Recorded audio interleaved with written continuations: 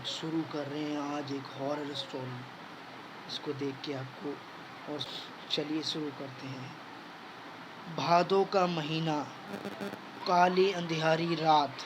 कभी कभी रह रहकर हवा तेज झोंका आता था और आकाश में रह रहकर बिजली की कौंध जाती थी। रमेशर काका अपने घर से दूर घोटे पर मड़ई में लेटे हुए थे। रमेशर काका का घोटा गांव से थोड़ा एक गढ़ी तालाब के किनारे था। गढ़ी बहुत बड़ी नदी थी। वह बरसात में लबालब भर जाती थी और इसमें इतने घास फूस उग जाते थे कि डरावने लगने लगती थी। इसी घड़ी के किनारे आम के लगभग 5 से 7 मोटे मोटे पेड़ थे, दिन में जिनके नीचे चरवा गोटी या चिक्का कबड्डी खेला करते थे और मजदूर या गांव का कोई व्यक्ति जो खेत घूमने या खाद आदि डालने गया होता आराम फरमाता था। धीरे धीरे रात ढल रही थी, पर हवा का तेज झोंका अब आंधी का रूप ले चला था।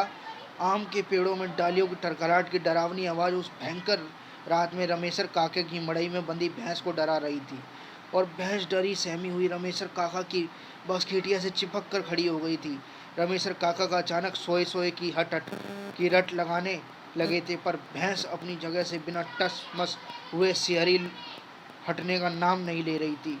रमेशर काका उठकर बैठ गए और बैठे बैठे भैंस के पेट पर हाथ फेरने लगे। भैंस भी अपनापन पाकर रमेशर काका से और सटकर खड़ी हो गई। रमेशर काका को लगा शायद भैंस को मच्छर लग रहे हैं, इसलिए बैठ रही नहीं रही है और बार बार पूंछ से शरीर को झाड़ रही है। वे खड़े हो गए और मड़ई के दरवाजे पर रखे धुएं रहे मवेशी के मच्छर आदि से बचाने के लिए जलाई हुई आग, जिसमें धुआं निकलकर फैलता और मच्छर आदि भग जाते हैं, पर थोड़ा घास फूस रखकर मुंह से फूंकने लगे। रमेशर काका फूंक मार मार कर आग तेज करने लगे और धुआं भी बढ़ने लगा। बार बार फूंक मारने से अचानक एक बार घास फूस जलने लगी और मड़ई में थोड़ा प्रकाश फैल गया। उस प्रकाश में अचानक रमेशर काका की नज़र उन बसकेटिया पर पड़ी। अरे, उनको बसकेटिया का एक औरत दिखाई दी।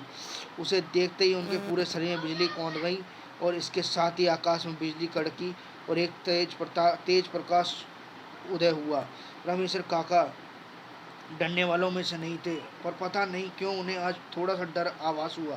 पर उन्होंने हिम्मत करके आग को तेज किया और उस पर सूखा पुआल जलाकर ऑरेंज प्रकाश कर दिया। अब उस पुआल के अंजोर में महिला साफ नजर आ रही थी। तब रमेशर काका उस अंजोर में उस महिला को अच्छी तरह से देख सकते थे। रमेशर काका ने धुएं रहे के पास बैठे जोर की हौंक लगाकर कौन है वहाँ, पर उधर से कुछ भी प्रतिक्रिया ना पाकर सन्न रह गए। उनकी समझ में कुछ नहीं आ रहा था कि वे क्या करना है। वे मन ही मन में कुछ बुदबुदाए उठकर खड़े हो गए। उनके पैर ने आगे अपनी खाट की ओर बाढ़ रहे थे और नई मड़ई की बढ़ई थी। अचानक खाट पर बैठी महिला अट्ठास करने लगी। उसकी तेज भयंकर डरावनी हंसी ने उस अंधेरी काली रातों को और भी भयावह बना दिया। रमेशर काका का पर अगज हो चुके थे। उन्होंने अब सोच लिया था कि डरना नहीं है, क्योंकि अगर डरा तो मरा। रमेशर काका तन कर खड़े हो गए। उन्होंने मड़ई के कोने में रखी लाठी को अपने हाथ में ले लिया था। वे फिर से बोले, कौन हो तुम? तुम्हें क्या लगता है मैं तुमसे डर रहा हूँ? कदापि नहीं। और इतना कहते ही रमेशर काका भी हा हा करने लगे।